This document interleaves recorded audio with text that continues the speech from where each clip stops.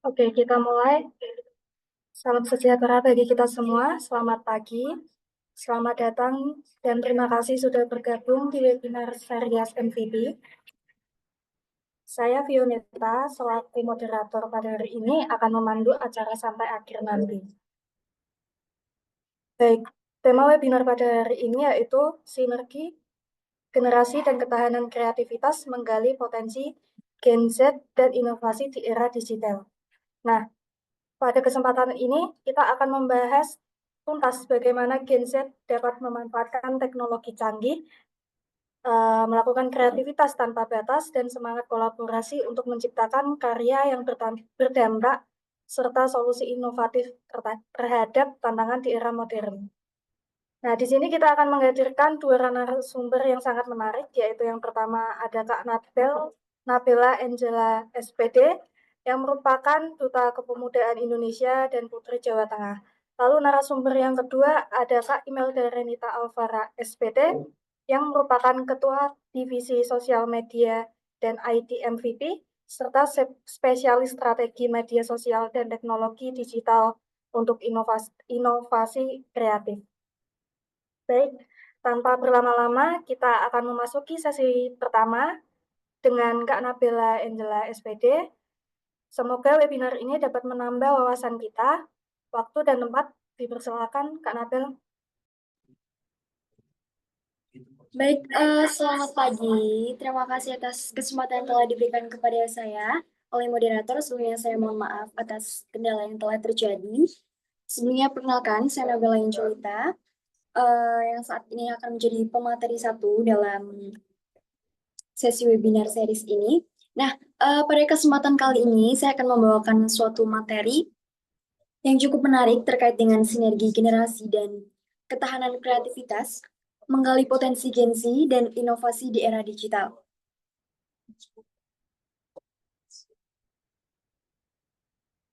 Nah, di sini saya memiliki dua outline materi. Untuk yang pertama yaitu terkait dengan resiliensi dan juga adaptasi, terkait dengan tantangan resiliensi dan adaptasi, inovasi di dunia kreatif. Selanjutnya untuk materi yang kedua, terkait dengan sinergi, kolaborasi antara Gen Z, terkait dengan sinergi, di mana yang memiliki dampak terhadap inovasi secara berkala, seperti itu. Nah, saya akan langsung mulai untuk outline materi yang pertama terkait dengan kolaborasi dan sinergi, di mana sinergi Gen Z terhadap inovasi yang berdampak dengan menggunakan keterampilan digital dan kreativitas mereka untuk mengembangkan inovasi yang berdampak, di mana di era digitalisasi ini Gen Z merupakan salah satu regenerasi milenial yang cukup hype di era digitalisasi ini, di mana mereka memiliki kompetensi terkait dengan digitalisasi yang baik. Nah, oleh karena itu, dari kompetensi yang sudah mereka miliki, diharapkan dapat menjadi inovasi baru bagi generasi selanjutnya, seperti itu. Nah, selanjutnya, terkait dengan inovasi ini, inovasi yang berdampak adalah suatu solusi yang tidak hanya memenuhi kebutuhan pasar dari target audiens, melainkan juga memberikan kontribusi yang signifikan terhadap isu-isu global, ekonomi, dan juga lingkungan. Nah, selanjutnya, terkait dengan definisi kolaborasi ataupun sinergi dari Gen Z bagi inovasi yang dapat berdampak itu, di sini Gen Z memiliki peran sebagai agent of change atau agen perubahan dalam masyarakat yang mampu membawa arus digitalisasi globalisasi ini membawa dampak yang signifikan terkait dengan inovasi yang ada saat ini.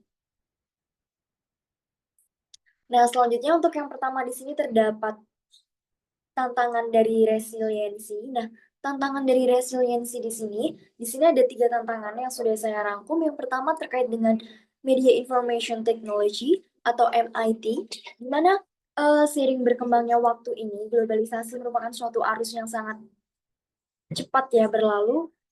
Nah, seiring dengan digitalisasi ini, justru dari beberapa Gen Z itu memiliki tantangan resiliensi dalam MIT ini sendiri, di mana mereka belum mampu beradaptasi dan mereka belum mampu menyesuaikan dengan lingkungan yang serba digital ini. Nah, selanjutnya, terkait yang kedua, persaingan global. Nah, persaingan global di sini juga merupakan suatu aspek yang sangat penting yang menjadi urgensi bagi Gen Z saat ini. Karena persaingan global di sini membutuhkan beberapa sinergi dan juga hal-hal yang sangat dibutuhkan kompetensi-kompetensi dalam kita untuk meraih kompetensi pasar di persaingan global seperti itu. Nah, selanjutnya untuk yang ketiga yaitu krisis edukasi. Nah, krisis edukasi ini merupakan suatu permasalahan yang cukup serius, menyebab fenomena atau benang merah yang ada isu-isu yang terjadi di masyarakat. Semua konflik maupun suatu permasalahan digitalisasi ini berawal dari krisisnya edukasi. Nah, kenapa krisisnya edukasi menjadi suatu hal atau menjadi pionir dalam berbagai aspek? Karena pendidikan merupakan aspek fundamental yang memang menjadi aspek penting dalam kita menyesuaikan dan juga melakukan transformasi di suatu masa ke regenerasi seperti itu.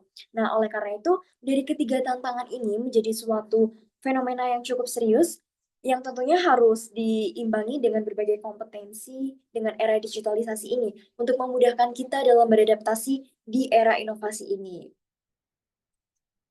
Nah, selanjutnya di sini ada adaptasi inovasi kreatif. Jadi tadi merupakan tantangan. Nah, saat ini merupakan suatu bentuk solusi atau adaptasi bagaimana cara kita beradaptasi di inovasi dunia kreatif pada saat ini. Nah, untuk yang pertama adalah inovasi berkelanjutan di era MIT atau Media Information Technology dengan transformasi digital. Nah, pada dasarnya hakikatnya seorang manusia itu kita bisa bertahan hidup dengan terus melakukan continuity atau perubahan. Di mana perubahan di sini kita harus memiliki transformasi dengan era apa yang sedang terjadi dalam kehidupan saat ini, yaitu terkait dengan transformasi era digitalisasi.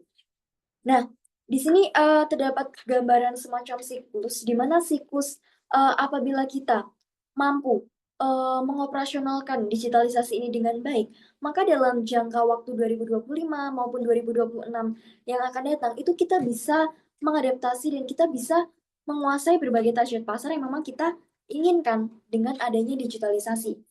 Nah, selanjutnya, untuk yang kedua, di sini terdapat manifestasi target pasar dan investasi jangka panjang. Nah, manifestasi target pasar di sini tuh berkaitan dengan nilai-nilai hak otoriter dari ekonomi yang merupakan bagaimana cara kita mampu bersaing di industri globalisasi dan juga industri inovasi ini dengan menggunakan gawai teknologi sebagai media utama seperti itu. Nah, terkait dengan manifestasi target pasar di sini kita harus memiliki sinergi dan juga harus memiliki poin apa aja sih yang ada dalam diri kita yang mampu membawa kita untuk bersaing di target pasar seperti itu atau pasar global. Nah, selanjutnya terkait dengan investasi jangka panjang. Nah, investasi jangka panjang di sini bukan dalam artian hanya suatu hal dalam ekonomi saja, melainkan pendidikan juga merupakan salah satu investasi jangka panjang.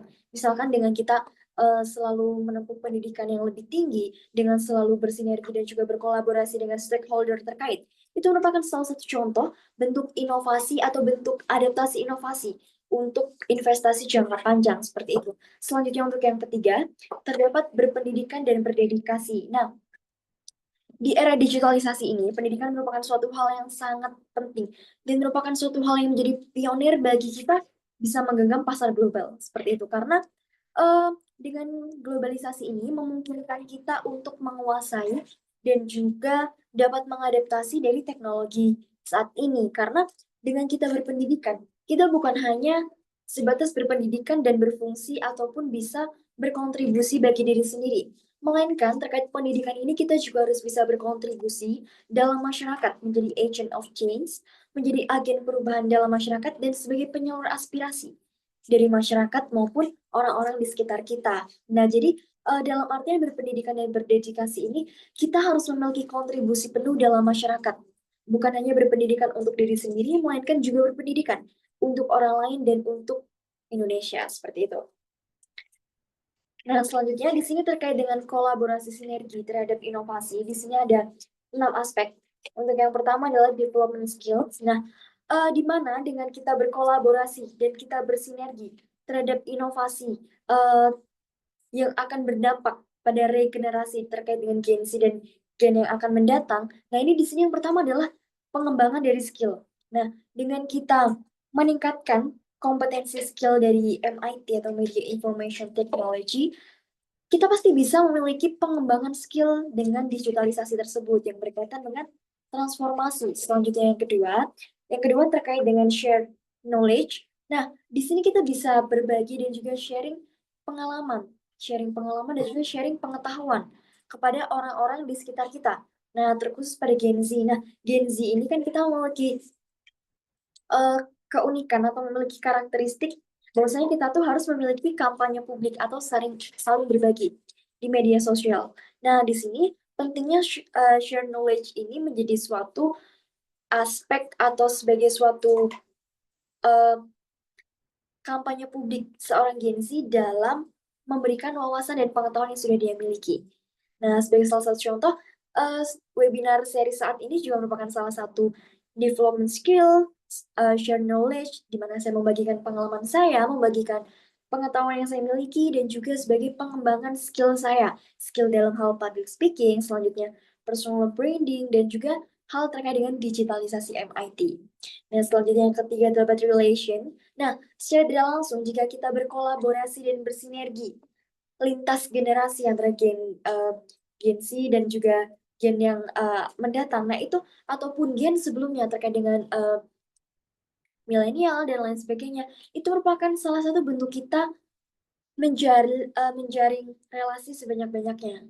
Selanjutnya yang keempat adalah experience. Experience itu merupakan suatu hal yang tidak bisa dipisahkan dari relasi. Karena dengan kita mendapatkan relasi, dari situ juga kita mendapatkan pengalaman yang baru. Kita mendapatkan hal yang sebelumnya belum pernah kita dapatkan. Nah, selanjutnya kita masuk ke poin yang kelima terkait dengan leadership. Nah, leadership di sini terkait dengan LMS, Leadership Managerial Skills, di mana kita mampu mengelola kepemimpinan, bukan hanya memimpin diri sendiri, namun kita juga mampu memimpin orang lain dan juga masyarakat.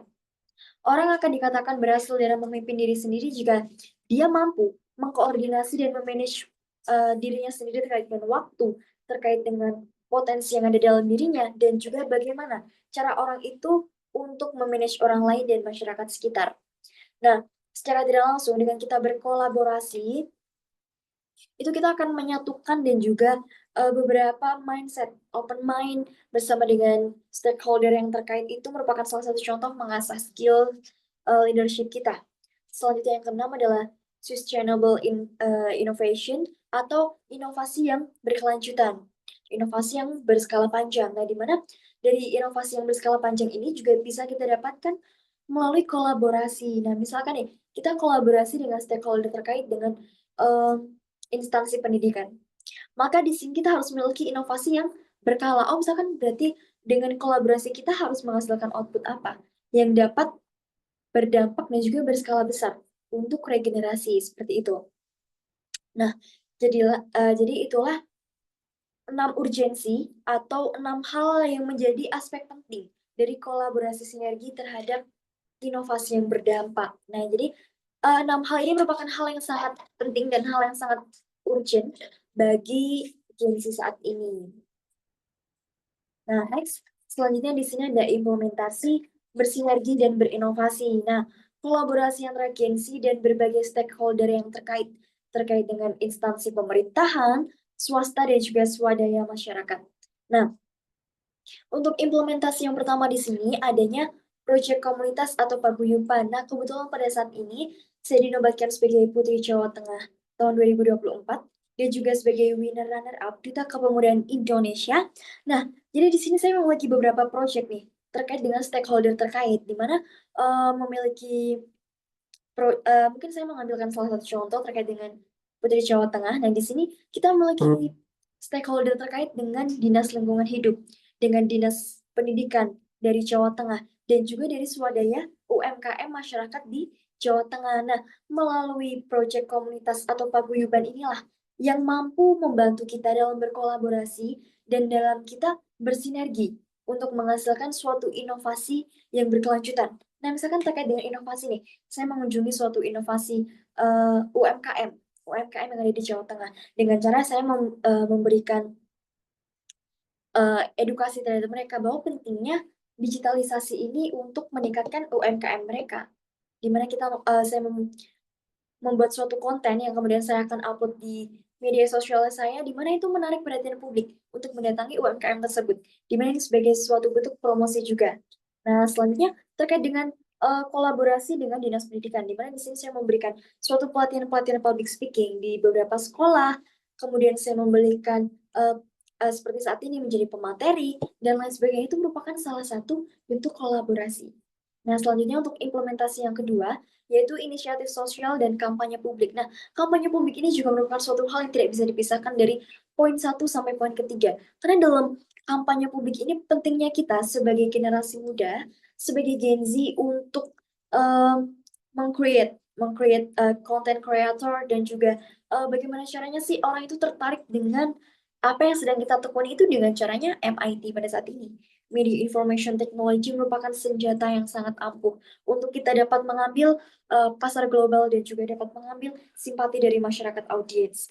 Selanjutnya yang ketiga adalah program pendidikan dan pelatihan. Nah, pada dasarnya, seperti yang sudah saya sampaikan sebelumnya, pendidikan merupakan aspek fundamental awal atau merupakan suatu pionir dalam dalam kemasyarakatan maupun dalam kita menempuh kehidupan yang lebih layak.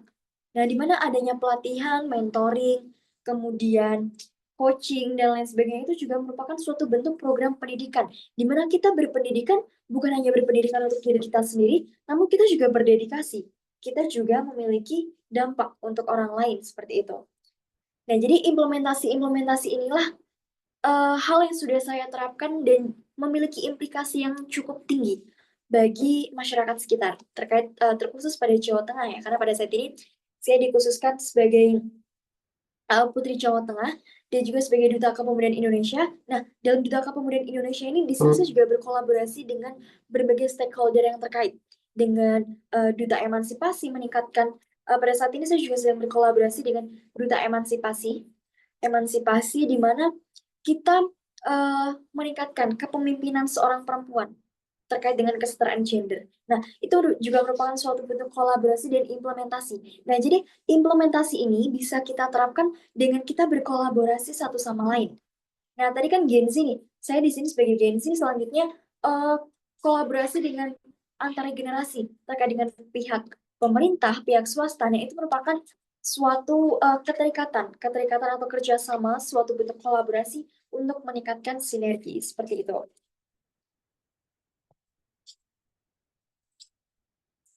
Nah, baik.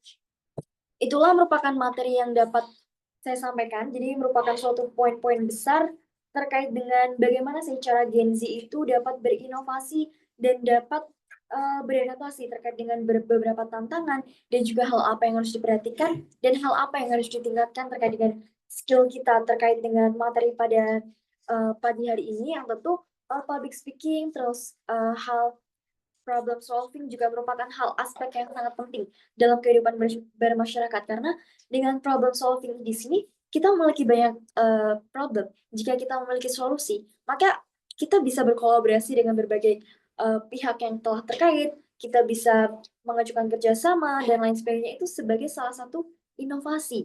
Jadi di mana inovasi itu bukan hanya berbentuk suatu uh, hal yang secara lisan saja, namun inovasi di sini juga berbentuk suatu output, suatu hasil atau suatu pelayanan dalam masyarakat seperti itu, di mana MIT atau Media Information Technology ini memiliki dampak yang sangat besar, memiliki dampak yang sangat signifikan bagi kita yang ingin memajukan terkait dengan suatu UMKM, industri global, kemudian uh, industri kreatif dan juga produktivitas dalam kehidupan sehari-hari kita, di mana dalam materi terkait dengan inovasi dan juga digitalisasi ini nanti akan dibawakan materi lebih lanjut oleh Kak Imelda selaku uh, kepala dari media sosial dan IT terkait dengan Yayasan Media Visi Persada. Mungkin uh, cukup sekian materi dari saya. Apabila ada pertanyaan, mungkin saya kembalikan kepada moderator. Terima kasih Kak Karina atas materinya, sangat menarik juga. Tentang pembahasannya tadi mengenai Gen Z terhadap inovasi yang sangat berdampak. Jadi kita sebagai Gen Z, kita harus dapat berinovasi dan selalu mengembangkan skill untuk menjadi berdampak bagi kehidupan kita. Lalu selanjutnya materi sesi kedua kita yang akan disampaikan oleh Kak Imelda Renita Alvara SPT. Waktu dan tempat dipersilakan. Oke, makasih buat Kak Vio buat waktunya ya. Untuk Kanabel boleh minta tolong stop share dulu Kak? Oke. Oke, pertama-tama selamat pagi teman-teman semua. Terima kasih juga atas waktunya udah mau menyempatkan join di MVP Webinar Series pada pagi hari ini ya, yang membahas tentang sinergi generasi dan menggali potensi dari generasi Z kayak gitu. Nah, tadi kalau misalkan dari Kanabel udah bahas tentang tantangan resiliensi, terus habis itu kayak terkait kolaborasinya. Di sini aku mau lebih fokus untuk ngomongin dunia digitalnya nih, teman-teman semua kayak gitu. Oke, langsung aja. Nah, ini aku sajiin data dulu, data singkat yang aku ambil dari ini ada dari Indonesia Baik yang pertama, terus yang kedua ada dari Databox. Di sini mereka menyajikan apa ya hasil risetnya mereka sih. Jadi kayak gimana sih penggunaan internet atau penggunaan sosial media di beberapa generasi kayak gitu. Nah, yang pertama ini untuk data berapa lama kayak gitu penggunaan internet dari masing-masing generasi. Terus kayak udah sangat terlihat ya teman-teman semua kalau misalkan anak-anak Gen Z itu tuh yang menggunakan internet paling lama kayak gitu. Jadi kayak untuk skala lebih dari 6 jam penggunaan internet lebih dari 6 jam tuh mereka yang paling banyak kayak gitu tuh persenannya. Terus kayak disusul sama generasi milenial dan yang terakhir ada Gen X sama Boomers kayak gitu. Terus abis itu yang kedua nih data dari data box.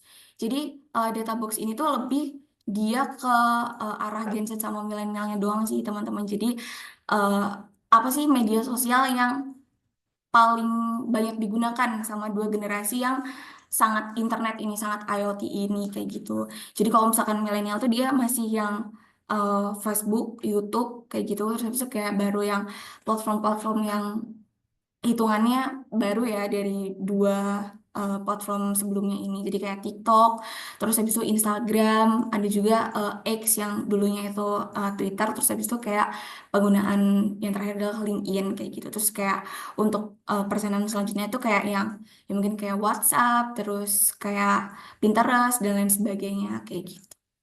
Nah, kalau misalkan Gen Z ini untuk mostly si sosmed yang digunakan tuh of course Instagram ya teman-teman semua juga di sini pasti udah pada punya akun-akun Instagram kayak gitu. Terus habis itu yang kedua ada Facebook, terus disusul dengan TikTok, YouTube, X dan juga LinkedIn. Jadi kayak untuk yang 4 sama untuk 5 sama 6 itu kurang lebih sama kayak gitu sih Gen Z sama milenial ini. Nah, dari sini aja kayak udah kelihatan ya teman-teman kalau misalkan generasi Z tuh kayak emang generasi yang beda gitu tuh dari generasi sebelum-sebelumnya. Karena di generasi ini dari mereka lahir sampai mereka tumbuh besar kayak berkembang secara emosional, secara fisiknya mereka tuh kayak emang didampingi oleh internet kayak gitu. Jadi kayak perkembangan teknologinya tuh juga pesat banget kayak gitu. Jadi kayak dari kecil tuh kita kayak udah ya bisa ditarik lagi ya kayak dulu kita em, zaman-zaman SD kayak gitu kayak udah ada HP juga, udah ada internet, udah ada warnet kayak gitu. Jadi kayak untuk aksesnya tuh kayak udah mudah kayak gitu tuh dari kita sebagai pengguna kayak gitu, pengguna internetnya itu. Nah, ini tuh juga dibuktiin teman-teman sama ada salah satu dia nih si Rian Jenkins ini tuh pemerhati generasi ya dia author juga ada salah satu bukunya namanya For Reasons Generation Z Will Be Most Different Generation. Jadi di buku ini tuh dia kayak membahas kalau misalkan Gen Z tuh punya harapan dan perspektif kerja yang beda-beda kayak gitu, yang udah totally different kayak gitu dari yang sebelum-sebelumnya. Jadi kalau misalkan dulu kan kayak eh, orang kerja tuh kayak mungkin dokter, guru, terus kayak insinyur dan lain sebagainya. Tapi kayak sekarang tuh banyak banget kayak harapan atau perspektif kerja yang lainnya kayak gitu, selain yang dulu kayak gitu karena sih perkembangan teknologi ini kayak gitu. Nah, gimana sih era digital ini tuh mengubah definisi dari karir anak-anak Gen Z kayak gitu? Nah, di sini ada beberapa udah aku kayak kelompokin ya teman-teman. Jadi yang pertama tuh karir tradisional versus karir digital. Nah, ini aku bilang tadi yang dibilang sama si author tadi. Kalau misalkan zaman sekarang tuh karir tuh udah yang sangat fleksibel, kayak bisa dilakukan di mana aja. Bahkan kayak sekarang lagi apa ya, kayak naik-naiknya kayak WFH, terus kayak WFA kayak gitu. Jadi kayak orang tuh nggak kerja di kantor doang gitu, nggak kerja dari office doang, tapi kayak dia bisa mengerjakan pekerjaannya atau berkarir tuh di mana aja kayak gitu karena si kemajuan teknologi ini kayak gitu. Terus kayak dengan seperti itu bisa membuka peluang global juga. Jadi kayak orang nggak cuman kerja di lingkup Indonesia aja, atau mungkin kayak Jawa aja, atau mungkin kayak lingkup yang lebih kecil kayak Jawa Tengah aja. Enggak kayak gitu, tapi kayak peluang global untuk karir globalnya mereka tuh kayak lebih tinggi kayak gitu, teman-teman, karena sih fleksibilitasnya itu tadi. Terus didukung juga sama platform-platform baru kayak gitu. Jadi kayak platform-platform yang ada di internet sekarang itu kayak lebih apa ya, mendukung kreativitas, mendukung kayak kinerjanya sih anak-anak Gen Z-nya ini kayak gitu.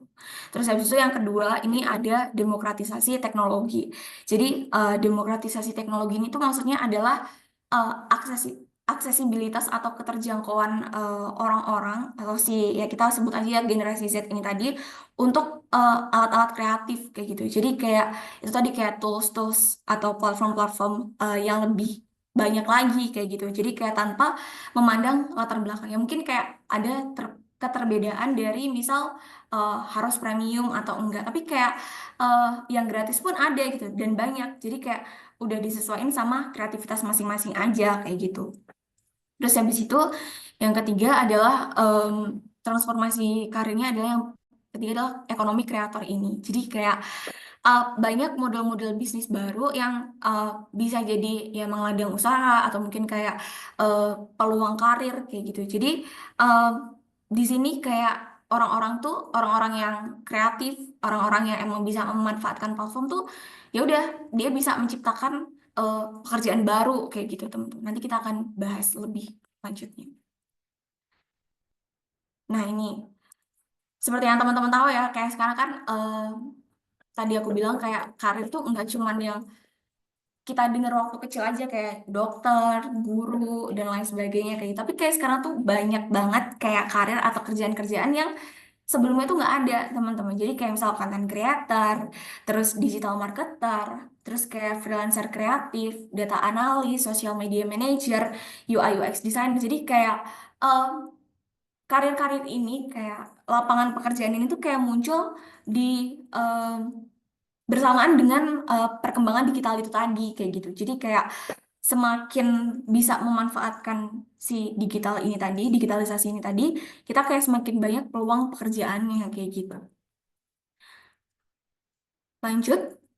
Nah, ini untuk media sosial yang bisa kita gunakan untuk apa ya, kayak perkembangan karirnya kita gitu ya, teman-teman. Jadi yang pertama ada Instagram. Jadi dulu kan kayak kalau misalkan kita pakai media sosial kan paling kayak cuman mau tahu kayak berita artis atau mungkin kayak berita teman-temannya kita, kayak update-nya mereka kayak gimana, atau mungkin kayak ya udah hiburan-hiburan video yang seru-seru atau mungkin kayak gambar-gambar lucu kayak gitu kan. Nah, sekarang tuh kayak media sosial ini semakin hari bisa semakin digunakan untuk kerjaannya kita atau mungkin kayak peluang karir kita yang baru, teman-teman. Misal kayak yang pertama nih Instagram. Jadi eh, banyak banget sekarang kayak artis-artis, artis yang di sini aku sebut adalah kayak seniman gitu. Dia kayak ngasih portofolio mereka secara visual di Instagram mereka kayak gitu. Jadi kayak orang bisa eh, nge-reach out kayak misalkan ada potensial klien atau mungkin kayak orang-orang yang butuh jasanya mereka kayak gitu. Kayak mereka menyediakan kayak ini loh, ini yang bisa aku lakukan, kayak ini hasil karyaku kayak gitu. Jadi kayak eh Instagramnya mereka tuh jadi apa ya, kayak portofolionya mereka kayak gitu secara visual atau mungkin kayak secara video pun sekarang juga bisa kayak gitu. Tapi kayak mostly emang secara visual ya kalau misalkan di Instagram kayak gitu. Terus habis itu untuk networking dan kolaborasi. Sebenarnya ini juga bisa untuk platform lainnya, tapi untuk networking dan kolaborasi yang apa ya, kayak misal postingan bersama, collab post, atau mungkin kayak tag secara apa tag secara berjamaah kayak gitu di story atau postingan kayak gitu kan lebih mudahnya tuh di Instagram kayak gitu teman-teman. Terus habis itu yang kedua adalah TikTok. Nah kalau misalkan TikTok ini tuh dia kayak spesialisnya di ya ini juga sama kayak sebenarnya di Instagram juga bisa tapi kayak banyak banget eh, kalau misalkan teman-teman sering dengar kayak TikTok affiliate kayak gitu. Jadi kayak dia bekerja sama dengan brand terus kayak membuat suatu video atau mungkin kayak foto dari produknya itu terus habis itu kayak di em, apa ya kayak dipamerkan ke media umum kayak gitu jadi kayak secara nggak langsung orang-orang ini udah jadi artis-artis yang dulu kita lihat kayak gitu teman-teman jadi kan kalau misalkan dulu kan kayak kita ngelihat artis iklan kayak gitu kan kayak sangat amat jauh atau mungkin kayak sangat amat susah untuk ya kita kesana kayak gitu kayak harus ada proses yang tetap tapi kalau misalkan sekarang tuh kayak cuman ya udah kita dapat barang terus habis itu kayak kita video kita edit dan segala macam desain dan segala macam terus habis itu kayak kita pamerin di TikToknya kita udah bisa kayak gitu kayak bisa menjangkau pasar yang kita inginkan kayak gitu terus habis itu yang kedua ada freelance atau jasa kreatif jadi kurang lebih sama jadi kalau misalkan video editor atau mungkin kayak desain grafik yang apa ya bisa memamerkan karyanya mereka di TikTok tuh berkemungkinan untuk di reach out sama potensial kliennya mereka kayak gitu. Bentuknya sih portofolio video ini. Terus habis itu kalau misalkan di YouTube ini mungkin kayak lebih effort ya teman-teman dari dua platform sebelumnya karena kan kayak YouTube kan dia banyak SK yang cukup rumit ya kalau misalkan dia terus kayak pembuatan videonya pun juga yang eh, ya misal kayak resolusinya harus yang baik, terus habis itu kayak nanti untuk ukurannya juga pasti akan memakan tempat atau space dari penyimpanan kita juga cukup gede kayak gitu. Jadi kayak si YouTube nih kayak lebih effort dari dua platform sebelumnya, tapi itu tadi, jadi kayak misal monetisasi. Kalau misalkan YouTube spesialisasinya emang kayak gitu. Jadi kayak untuk iklan YouTube, jadi nanti kayak mereka dapat bayaran dari si iklan itu kayak gitu. Terus dia juga bisa showcase portofolio juga. Jadi ini mungkin lebih ke apa namanya? Video editor kayak gitu ya teman-teman.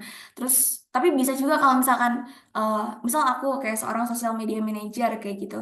Terus kayak aku bikin video-video kayak a day in my life as a social media manager kayak gitu. Itu juga ada besar kemungkinannya untuk bisa di reach out sama klien kok.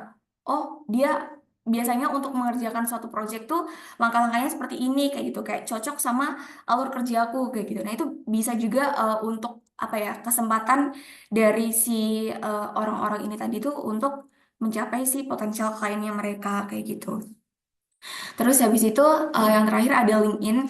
Jadi kalau LinkedIn ini kayak seperti yang teman-teman tahu ya, kayak dia tuh jaringan profesional yang biasanya emang kalau misalkan orang cari kerja atau mungkin kayak orang mau em, apa namanya kayak saling apa ya kayak saling berbagi feedback kayak gitu tuh untuk dunia kerja tuh kayak biasanya di LinkedIn kayak gitu teman-teman jadi kayak untuk memperlihatkan pengalamannya mereka untuk memperlihatkan keahliannya mereka kayak gitu kayak biasanya platform yang paling cocok tuh di LinkedIn kayak gitu karena dia bentuknya juga emang tertulis gitu ya teman-teman kayak yang uh, udah pernah ngelakuin apa aja pengalamannya apa aja kayak mungkin klien-klien sebelumnya tuh kayak siapa aja kayak gitu tuh bisa di LinkedIn juga kayak gitu. Mungkin kayak aku ambil contoh satu untuk di LinkedIn. Jadi eh, kayak gini bisa dituliskan kayak pengalamannya apa aja dari kapan sampai kapan. Terus kayak untuk apa namanya deskripsi pekerjaannya apa aja, dia ngapain aja selama melaksanakan proyek itu tuh bisa secara rinci dituliskan di LinkedIn kayak gitu. Terus kayak ada fitur rekomendasi juga. Jadi kalau misalkan di sini aku kerja di Merah Visi Persada. Terus dalam satu perusahaan ini tuh, misal aku dikasih feedback sama atasanku kayak gitu teman-teman. Jadi kayak eh, ada kasarnya adalah testimoni untuk pekerjaan kita sebelumnya tuh seperti apa kayak gitu. Kalau di LinkedIn untuk apa ya jaringan profesional itu emang yang terbaik lah menurut aku untuk platform-platform yang lainnya kayak gitu. Nah terus ini ada juga si platform freelance, teman-teman. Jadi kalau misalkan teman-teman tahu ada yang namanya kayak misalkan Behance, terus kayak Fiverr, Upwork, atau mungkin kayak projects.co.id.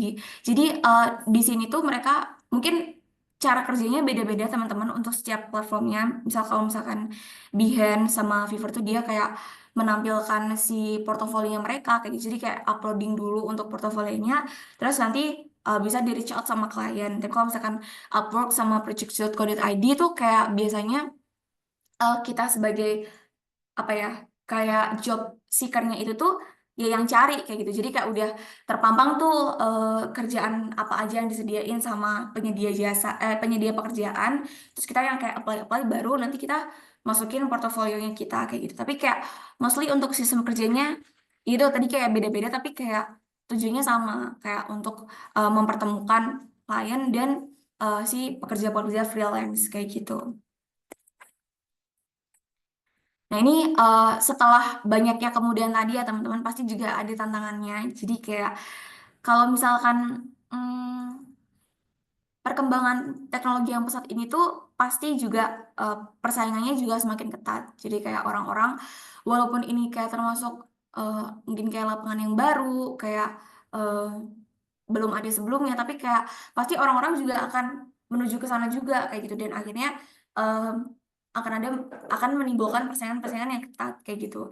Terus karena teknologi nggak berhenti ya teman-teman, dia kayak terus eh, berkembang terus. Jadi kayak itu juga akan menjadi tantangan untuk kita kayak gitu. Terus kalau misalkan untuk penggunaan kayak platform sosial media atau mungkin kayak platform yang lain tadi, kayak mungkin kita udah belajar nih kayak oh caranya penggunaannya gini kayak oh mungkin kayak konten yang mendukung kayak gini oh mungkin kayak video-video yang laku tuh kayak gitu tapi kalau misalkan itu tadi em, menyambung dari si teknologi yang terus berkembang tadi atau mungkin kayak permintaan pasar yang semakin banyak atau mungkin kayak semakin berbeda-beda kayak gitu itu algoritmanya tuh juga akan berubah-ubah kayak gitu.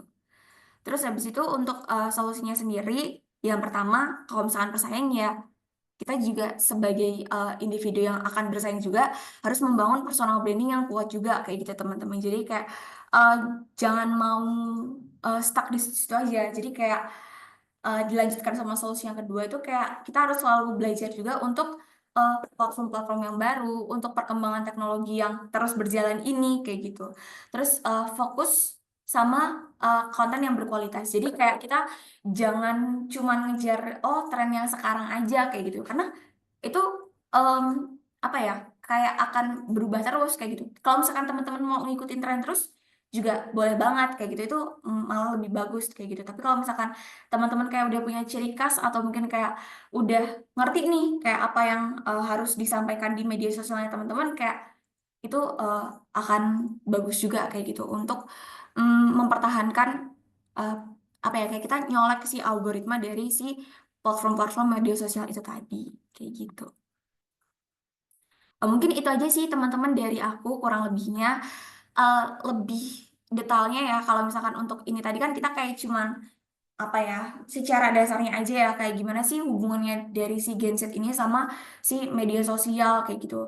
Kalau misalkan mau lebih jauhnya lagi mungkin kita bisa ketemu ya teman-teman di webinar series yang selanjutnya kayak gitu atau yang webinar-webinar series yang lain kayak gitu untuk membahas ya masing-masing karena kayak kita bisa bahas LinkedIn secara mendetail kayak gitu.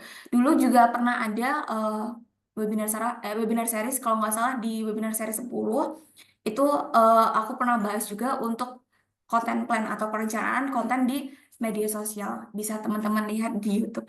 Kalau misalkan teman-teman secara personal mau tanya-tanya ke aku, juga boleh banget ini ya untuk beberapa platform yang bisa dijangkau sama teman-teman. Ada nomor pribadi, terus kayak email, LinkedIn, sama Instagram. Kurang lebihnya kayak gitu, aku izin kembaliin ke Kak Vio. Terima kasih. Wassalamualaikum warahmatullahi wabarakatuh. Baik, terima kasih Kak Imel atas materi yang diberikan pada hari ini sangatlah menarik. Dapat disimpulkan bahwa untuk Gen Z ini banyak banyak sekali peluang karirnya termasuk di era digital saat ini. Karena dalam mencari karir itu sangat mudah, bisa melalui sosial media, lalu aplikasi-aplikasi mendukung seperti LinkedIn, Kita Lulus, itu banyak sekali. Itu sangat menolong kita sebagai Gen Z untuk menambah pengalaman kita dan mencoba sebuah karir. Nah, walaupun ada tantangan dalam mencoba itu, ada pun juga solusinya. Jadi kita tidak boleh stuck di satu tempat, kita harus selalu mengembangkan skill dan harus berkembang, berani mencoba. Baik, saat ini kita memasuki sesi tanya jawab.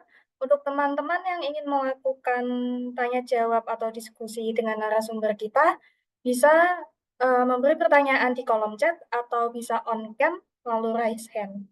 Begitu. Adakah yang mau bertanya? Oh, di kolom chat ada satu dari Kak Eka Oka. Pertanyaan untuk Kak Email. Permisi mau tanya, platform freelance yang sudah disebutin apakah sudah pernah dicoba semua? Yang paling legit yang mana? Dan apa pernah ada pengalaman kurang oke di platform tersebut? Baik, untuk Kak Email. Oke, makasih banyak buat siapa ini? Kak Eka ya, Kak Eka Oka buat jawabannya. Jadi kalau misalkan platform-platform untuk media sosial seperti yang udah aku lihat yang sebelumnya ya teman-teman, kayak di akhir tuh kayak aku udah pakai beberapa juga. Jadi kayak untuk Instagram, terus kayak LinkedIn, kayak gitu kayak gitu. Kalau misalkan YouTube aku belum pernah coba sih, kayak belum pernah terjun ke situ sebelumnya. Terus habis itu di TikTok juga kayak nggak pakai juga aku untuk personal branding. Jadi kayak pakainya cuma di Instagram sama di LinkedIn doang kayak gitu. Tapi kalau misalkan untuk yang kayak freelance itu tadi, yang aku pakai itu sebelumnya Upwork sama project.co.id teman-teman. Kalau misalkan Upwork tuh dia eh, paling menurutku kayak paling oke ya untuk pekerjaan-pekerjaan itu kayak yang apa ya kayak berkelas gitu lah teman-teman kayak yang enggak yang apa ya ecek-ecek kayak gitu loh karena dia juga banyak banget untuk jaringan luarnya kayak untuk jaringan globalnya tuh kayak dia paling banyak di si Upwork itu tadi terus cuman minusnya kalau misalkan di Upwork tuh kita nggak bisa semudah itu untuk apply kayak gitu. Jadi kan disediain banyak banget nih. Misal kayak aku mau cari lowongan pekerjaan untuk sosial media manager kayak gitu kan. Kayak udah tinggal diklik aja mau di bagian itu terus kayak untuk eh, tempatnya juga bisa disesuaikan. Jadi kayak misal aku mau di dapat klien Singapura kayak gitu. Itu juga bisa secara spesifik kayak gitu. Nah, cuman kita nggak bisa yang sebanyak itu untuk apply kayak gitu teman-teman karena misalkan di Upwork itu ada yang namanya connect. Jadi kayak dia tuh apa ya? Kasarnya kayak poinnya kita untuk nge-apply di Upwork itu. Jadi kayak misal satu lowongan pekerjaan itu tuh kita butuh 12 connect kayak gitu. Kasarnya kayak 12 koin kayak gitu untuk apply. Terus nanti kayak di lowongan yang selanjutnya kayak butuh 13 atau mungkin kayak butuh 14 kayak gitu. Jadi kayak kita cuman bisa apply tuh menyesuaikan dari si connect yang kita punya kayak gitu. Tapi kayak yang namanya platform ya teman-teman pasti kayak dia mau dapat untung juga kayak gitu. Tapi si connect ini tuh sebenarnya kayak bisa dibeli kayak gitu. Jadi kayak eh, misal kayak beli 50 connect itu nanti kayak harganya berapa dolar kayak gitu. Tapi kita akan selalu dapat gratisan dari si platform Upwork-nya ini tuh sebanyak 10 connect per bulannya kayak gitu. Jadi kayak ya udah kalau misalkan emang gak mau beli nungguin aja kayak gitu dan nggak boleh asal pilih kayak gitu karena ya sayang connect yang kita punya kayak gitu kan. Jadi kayak emang harus udah mempertimbangkan matang-matang juga. Terus kalau misalkan di projects.co.id tuh dia bener-bener yang luas itu maksudnya kayak untuk pekerjaan jadi kayak kalau misalkan Upwork tuh kayak menurutku lebih profesional gitu loh teman-teman kayak lebih kayak yang ya emang beneran kayak gitu kayak project-project kita kalau misalkan di projects.co.id tuh kayak yang lebih project singkat-singkat kayak gitu jadi kayak misal siapa yang bisa bikinin desain Canva untuk ini kayak gitu siapa yang bisa bikinin aku kayak booklet dan lain sebagainya kayak gitu. Jadi kayak emang sekali jalan doang kayak gitu kalau misalkan di project.co.id itu dan dia tuh kayak lebih rawan untuk ditinggal si calon kliennya ini karena kayak mostly dari orang-orang yang pakai project.co.id kayak yang dia apa ya kayak mengupload pekerjaannya dia tuh kayak yang nggak akan dia kayak cuman upload di situ doang kayak gitu. Jadi kayak em, sering banget kayak dapet yang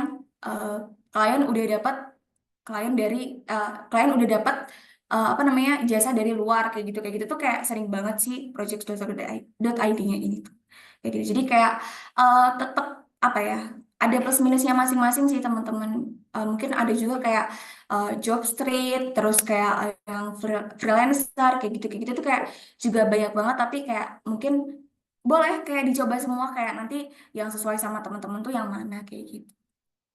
Itu sih mungkin Kak Eka Oka dari jawabanku aku balikin ke Kak Vio lagi.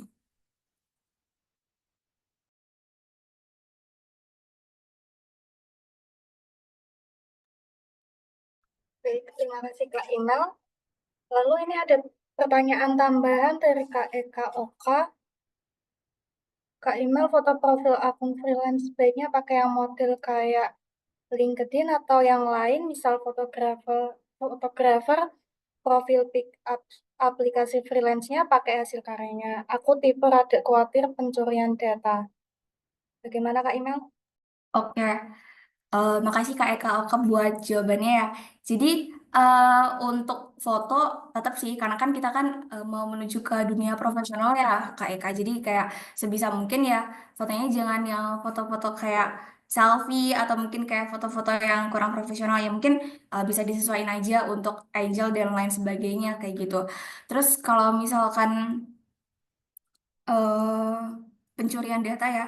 Jadi eh, itu tadi teman-teman kalau misalkan apa namanya platform-platform kayak gitu tuh dia pasti kayak udah yang apa ya melindungi user-usernya kayak gitu loh teman-teman. Jadi eh, misal kalau misalkan di mana ya Upwork sendiri. Jadi waktu kita setelah daftar nih di Upworknya ini itu tuh kayak akan dapat panduan terus kayak ada pengenalan dari si platform Upworknya ini tuh dan membuat kayak di sini tuh kita yang nggak perlu risau untuk kayak pencurian data atau mungkin kayak project yang nggak dibayar kayak gitu karena untuk platform-platform kayak gitu ya teman-teman itu tuh kayak pasti eh, nggak boleh ada apa ya kayak diskusi atau mungkin kayak untuk komunikasi di luar platform kayak gitu. Jadi kayak untuk pembayaran dan lain sebagainya itu kayak dia lewat si aplikasinya itu juga kayak gitu, lewat si platformnya itu juga. Jadi kayak untuk apa ya ketakutan untuk pencurian data atau mungkin kayak proyek yang nggak dibayar tuh kemungkinannya sangat amat kecil karena kita dilindungi dari si platformnya itu tadi teman-teman. Beda dari ceritanya kalau misalkan dari teman-teman emang di Facebook kayak gitu terus habis itu kayak teman-teman cari-cari klien sendiri di situ kayak gitu karena aku juga pernah kejadian seperti itu kayak udah kayak ngirim portfolio terus kayak udah pitching dan lain sebagainya tapi kayak ya udah ditinggal dan ternyata waktu aku lihat di sosial media mereka tuh mereka pakai hasil karyaku kayak gitu jadi kayak pakai hasil ideku jadi kalau misalkan di kayak gitu tuh ya emang riskan atau rawan kayak gitu. Tapi kalau misalkan emang udah platform penyedia atau penghubung si freelancer sama si eh, kreatornya ini tadi tuh kayak insya Allah aman. Kayak gitu sih Kak Eka. Baik, terima kasih Kak Imel. Untuk Kak Eka Oka, sudah untuk pertanyaannya. Jadi, intinya dari jawaban Kak Imel tadi, kita harus pintar-pintar dalam memilih platform. Dan tidak salahnya kita untuk mencoba semuanya. Baik, eh, sambil menunggu pertanyaan lainnya, kita bisa berdiskusi dengan kedua narasumber kita tentang bagaimana generasi Z memanfaatkan teknologi untuk meningkatkan kolaborasi dan produktivitas dalam tim. Baik, siapa yang mau mencoba? Kak Imel atau Kak Nada? Oke, mungkin saya jawab terlebih dahulu ya. Baik, kalau langsung saya jawab aja. Jadi, bagaimana sih cara meningkatkan kolaborasi terkait dengan konten di sosial media yang berkaitan dengan tim juga, yang berkaitan dengan kerja tim. Nah, Kalau dari saya pribadi, yang pertama memang kita perlunya untuk meningkatkan atau membangun personal branding. Karena dengan kita memiliki personal branding yang bagus, kita memiliki personal branding yang cukup menarik di eksistensi audiens, itu dapat memudahkan kita untuk memiliki banyak feedback dan juga eh, memiliki banyak audiens di media sosial. Sebagai salah satu contohnya, eh, mungkin nanti buat teman-teman juga bisa cek sosial media Instagram saya, di mana di situ saya sering membuat sebuah konten edukasi atau konten edukatif yang berkaitan dengan isu-isu yang sedang eh, marak di masyarakat saat ini. Nah, jadi yang pertama adalah perlunya personal branding. Dengan kita memiliki personal branding, maka audiens akan tertarik dengan hal apa yang kita bahas. Karena kita memiliki profesionalitas dan memiliki memiliki citra yang baik di masyarakat seperti itu. Selanjutnya yang kedua, di sini perlunya kita dalam membuat konten atau kerja tim itu kita perlunya membutuhkan isu-isu yang sedang berkembang di masyarakat. Nah, jadi misalkan nih isu yang sedang berkembang masyarakat terkait dengan digitalisasi itu kurangnya adaptasi, kemudian kurangnya Gen Z dalam menguasai digitalisasi. Nah, itu merupakan suatu hal yang menarik untuk dibahas, di mana seringnya eh, mengajak berdiskusi dan juga memberikan Q&A di Instagram seperti itu. Nah, itu merupakan salah satu contoh untuk menarik audiens. Selanjutnya terkait dengan kerja tim di sini, terkait dengan kerja tim, berarti memang kita harus berkolaborasi dengan stakeholder yang sesuai. Kalau misalkan nih, kita ingin membahas terkait dengan isu hukum, berarti kita membutuhkan suatu orang yang paham akan pakar hukum, kemudian yang berada di lembaga hukum seperti itu. Nah, selanjutnya terkait dengan kolaborasi dan koordinasi tim di sini, pentingnya kita memanage misalkan suatu materi nih, kita mau membuat suatu materi tentang isu hukum. Berarti materi apa yang harus kita sampaikan, kemudian sekiranya pertanyaan apa yang akan muncul itu harus kita diskusikan bersama dengan tim atau stakeholder yang terkait seperti itu. Nah, selanjutnya eh, mungkin di sini saya bisa memaknai dua aspek ya terkait dengan kolaborasi bersama tim itu yang pertama kolaborasi stakeholder, yang kedua kolaborasi tim di sini tuh mungkin untuk membuat konten sosial media yang bagus itu membutuhkan tim seperti itu ya. Nah, berarti untuk membutuhkan tim di sini ya pentingnya koordinasi dan juga kolaborasi antar sesama tim bagi pembuatan konten tersebut. Misalkan nih di suatu media sosial Instagram yang profesional sebagai salah satu contohnya Instagramnya dari Yayasan Merah Visi Persada itu membutuhkan tim medsos yang profesional, di mana salah satunya adalah Kak Imelda seperti itu tadi. Nah, itu berarti kolaborasi antar timnya, berarti memiliki jobdesk yang sudah terstruktur. Nah, dengan kita memiliki jobdesk yang sudah terstruktur, maka itu akan memudahkan kita untuk menampilkan suatu konten di media sosial itu yang lebih menarik dan juga eh, bisa menarik audiens seperti itu. Nah, jadi mungkin hanya satu postingan, tapi satu postingan itu pastinya memiliki membutuhkan beberapa elemen desain, membutuhkan beberapa uh, pemikiran yang harus uh, sesuai dengan konten tersebut dan lain sebagainya. Jadi mungkin jawaban dari saya kurang lebih seperti itu akan ditambahkan oleh Kak Imelda mungkin. Oke, makasih buat Kanabel. Aku kurang lebih setuju ya sama Kanabel, tapi mungkin aku akan tambahi dengan apa ya kayak implementasinya di beberapa platform tadi. Misal kayak di LinkedIn ya teman-teman. Cara kita buat kolaborasinya tuh kayak uh, yang itu tadi yang kayak aku tunjukin. Jadi kalau misalkan teman-teman nih udah kerja nih sama suatu perusahaan atau mungkin kayak suatu startup dan lain sebagainya kayak gitu.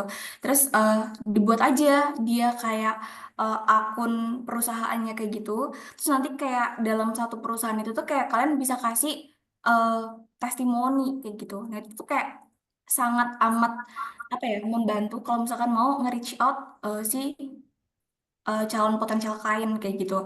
Atau kalau enggak misal teman-teman nih apply lewat LinkedIn atau mungkin kayak sekarang tuh apply lewat mana aja. Kayak sekarang tuh kayak mayoritas pasti ditanya kayak akun LinkedIn-nya apa kayak gitu. Jadi kalau misalkan udah Iya, kayak gitu nih, profil habis teman-teman itu kan kalau kayak kita akan yang gimana? Kanabel? Oh. belum di-mute mungkin ya. Jadi kalau misalkan akun si LinkedIn-nya kita udah dipersiapin dengan baik, nggak cuman konten-kontennya aja, tapi kayak itu tadi, kayak kolaborasi, kayak gimana sih kerja sama Kanabel tuh, gimana sih kerja sama Kavia itu kayak pasti bakal jadi pertimbangan yang besar untuk para HR di luar sana yang kalau misalkan mau ngerekrut kita kayak gitu teman-teman. Sama halnya mungkin dengan Instagram kayak gitu ya. Mungkin kayak kita ada postingan-postingan tertentu yang ya emang kita kolaborasi sama orang luar atau mungkin kayak sama bagus lagi kayak sama lembaga luar yang kita bisa secara personal kolaborasiin akun kita kayak gitu. Terus di situ juga kan walaupun apa ya kayak eh, nggak cuman apa ya, kayak nama kolaborasi aja tapi kayak kita juga bisa mengengage dari si followers akun yang kolabo sama kita atau mungkin kayak akun yang nge-tag kita dan lain sebagainya kayak gitu sih teman-teman untuk implementasi di dunia digitalnya kayak gitu ya untuk di beberapa platform tertentu kayak gitu aku balikin ke Kavio. Baik, terima kasih Kak Email. Jadi, menjawab pertanyaan yang tadi, bagaimana generasi Z memanfaatkan teknologi untuk meningkatkan kolaborasi dan produktivitas dalam tim, ada beberapa jawaban tadi, yaitu yang pertama kita harus melakukan personal branding atau membutuhkan isu-isu dalam masyarakat yang dapat dibahas dalam pembuatan konteks dalam produktivitas menggunakan teknologi, dan lainnya yaitu melakukan kolaborasi melalui platform seperti tadi contohnya yang diberikan Kak Email, yaitu memberikan suatu testimoni dan mengumpulkan banyak relasi. Eh, Sepertinya adakah teman-teman yang ingin bertanya? Jika tidak ada, kita melanjutkan diskusi. Bagaimana sih cara generasi Z ini mengatasi tekanan dan stres yang mungkin muncul akibat tuntunan di era digital seperti tadi, kita mau mengembangkan karir dalam platform, tapi seringkali kita tidak ada timbal balik dalam mencoba itu. Mungkin Kak Email atau Kak Nabil bisa. Ya, mungkin dari aku dulu ya, Kak Vio.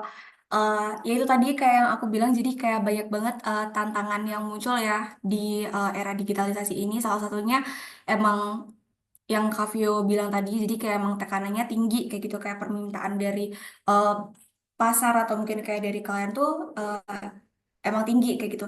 Sebenarnya kalau misalkan eh, bisa diterapkan dengan bijak ya teman-teman, ya udah kalau misalkan kita lagi menghadapi suatu case atau kayak mengerjakan project tertentu kayak gitu kan, itu eh, jangan berhenti untuk belajar kayak gitu. Karena kayak seperti yang aku bilang tadi, karena kan kayak teknologi kan dia berkembang terus ya, kayak berjalan terus kayak bahkan algoritma secara khusus di masing-masing platform itu juga beda-beda kayak gitu. Jadi kayak kita misal dari aku sendiri sebagai social media manager kayak udah pernah mungkin ya kayak ikut pelatihan atau kursus sebelumnya kayak gitu. Tapi kursus itu tuh kayak untuk tahun ini dan mungkin 3 sampai 5 tahun mendatang aja kayak gitu. Tapi kalau misalkan untuk tahun-tahun setelah itu tuh kayak udah berubah lagi, kayak keinginan pasar udah berbeda lagi, atau mungkin kayak uh, ya tren-tren atau mungkin kayak apa ya minat dari orang-orang yang pakai platform sosial media itu tuh kayak udah beda lagi karena kan setelah ini kan setelah Gen Z ya teman-teman itu kan kayak akan didominasi juga oleh Gen Alpha kayak mereka udah pakai juga nih si internet ini nih jadi kayak eh, menurutku untuk menghadapi tantangan atau ya tekanan itu tadi yang Kak Vio bilang ya tetap belajar aja sih kayak memperkaya diri kita sendiri kayak gitu jadi kayak eh, mau ada apa ya tekanan apapun dari pekerjaan atau karirnya kita tuh ya tetap bisa dijalani dengan baik kayak gitu. Mungkin itu dari aku ada tambahan mungkin dari Kanabel. Baik, terima kasih untuk Kak Email atas jawabannya. Mungkin saya akan menambahkan beberapa jawaban ya. Nah, jadi bagaimana sih cara Gen Z mengatasi tekanan dan stres yang muncul akibat tuntutan di era digital dengan beberapa cara?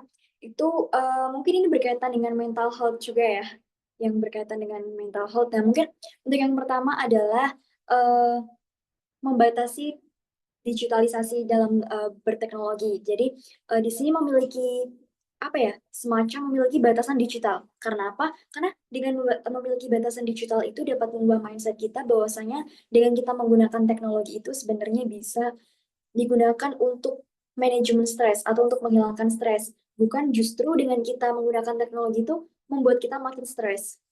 Nah, jadi dengan kita memanfaatkan teknologi sebagai manajemen atau kelola stres dalam diri kita tuh misalkan nih, kita lagi boring dalam hal atau aktivitas yang sedang kita lakukan, kita butuh nih scroll TikTok atau Instagram misalkan, butuhnya Reels ataupun video-video yang menarik yang mungkin itu merupakan suatu video yang informatif, namun juga itu bisa menghilangkan penat seperti itu. Nah, berbeda halnya dengan kita menggunakan media sosial teknologi itu dengan berlebihan dan justru itu membuat kita semakin stres. Nah, jadi yang pertama adalah kita harus memiliki batasan digital. Selanjutnya yang kedua yaitu mengatur waktu dan prioritas. Karena dengan kita memiliki prioritas dan waktu itu akan apa ya, dapat mengelola emosional dalam diri kita untuk meminimalisir terjadinya stres. Selanjutnya yang ketiga itu terkait dengan membantu jaringan dukungan. Nah, membantu jaringan dukungan di sini itu berkaitan dengan lingkungan yang positif atau lingkungan yang memang mendukung dalam segala aktivitas dan itu tidak membuat diri kalian itu semakin stres. Nah, terkadang lingkungan yang toksik itu membuat diri kalian menjadi semakin stres, apalagi terkait dengan Gen Z ya. Gen Z itu ada omongan gini sedikit, mereka akan selalu memikirkan hal tersebut. Jadi mereka hingga stres. Nah, jadi di sini pentingnya kita untuk membangun jaringan dukungan itu dari lingkungan yang memang mendukung kita dalam hal-hal yang positif. Selanjutnya, yang keempat adalah mengembangkan keterampilan mindfulness. Nah, jadi mengadopsi praktik dari mindfulness di sini itu kita dapat mengambil gambaran bahwasanya meditasi atau membantu mengelola pikiran dan emosional itu dapat membantu kita untuk tetap fokus. Jadi kita bisa tetap fokus, tapi kita juga nggak stres gitu.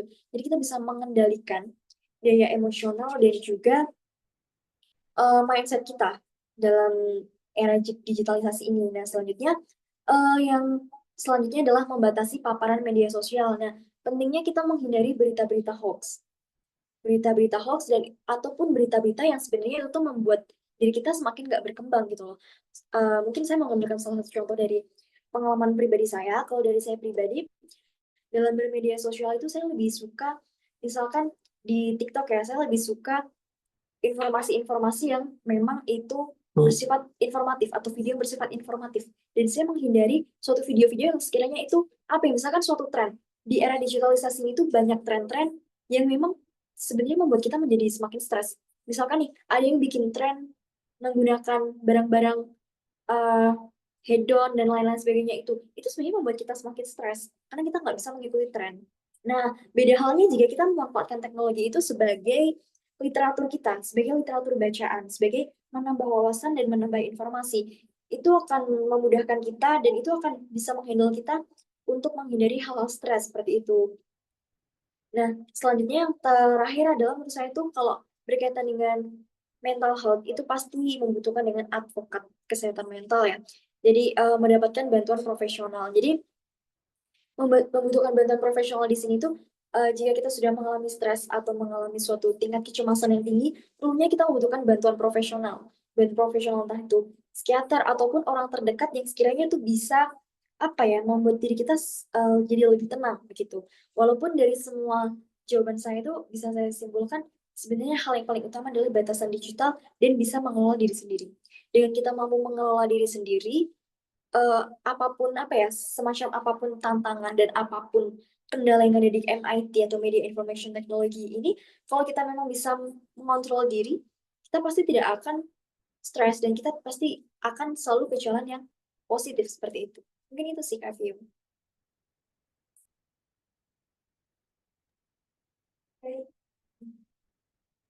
Jadi generasi Kak Inal dan Kak Nabel, berarti dalam mengatasi bagaimana tekanan dan stres dengan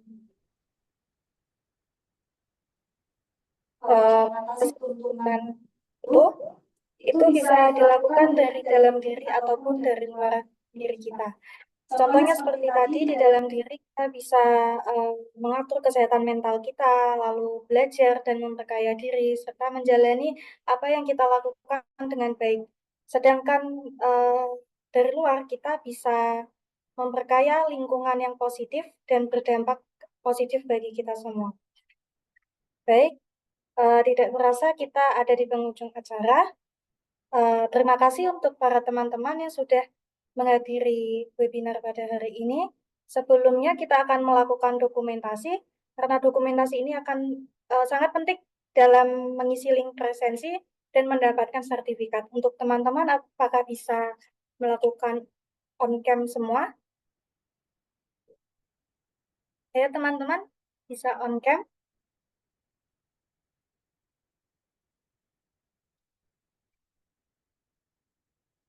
Karena dokumentasi ini sangat penting untuk mengisi link presensi dan mendapatkan sertifikat.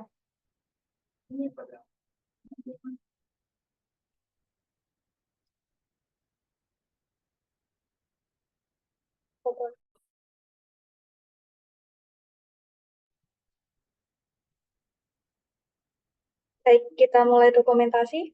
Bisa senyum semuanya?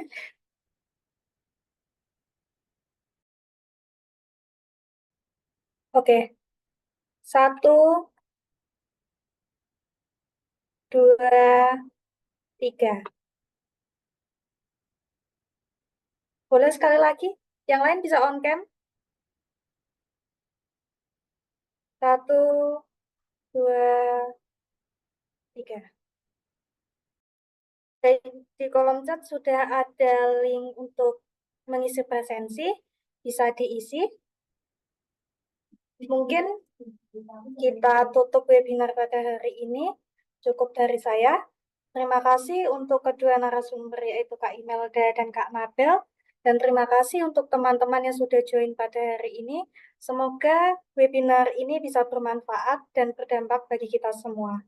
Selamat siang, terima kasih.